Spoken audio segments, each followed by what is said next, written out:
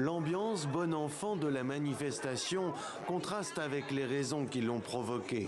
À l'appel d'un célèbre pasteur, des milliers d'Haïtiens sont descendus dans les rues de Port-au-Prince pour réclamer une fois encore la fin de la violence propagée par les gangs et le règlement de la crise humanitaire qui asphyxie l'île.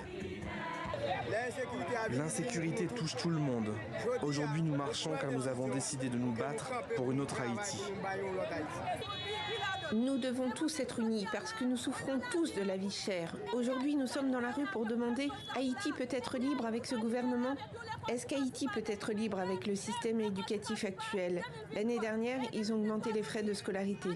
Cette année, nous demandons la libération d'Haïti.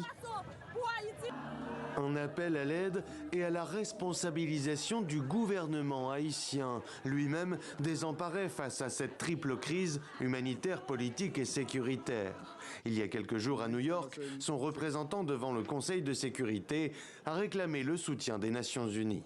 L'action du Conseil est décisive pour faire renaître l'espoir en Haïti et permettre au peuple haïtien, surtout la grande majorité souffrante et silencieuse, d'espérer un lendemain meilleur. Une majorité souffrante et silencieuse qui approuve en partie cette justice populaire qui sévit depuis quelques mois. Depuis avril, au moins 264 personnes accusées d'appartenir à des gangs ont été tuées par des groupes de justiciers autoproclamés.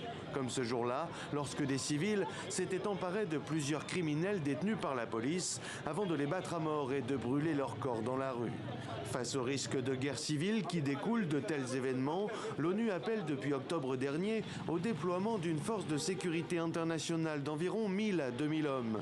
Les États-Unis se sont dit très activement engagés dans la création de cette force de police et en pourparlers avec notamment des pays de la région.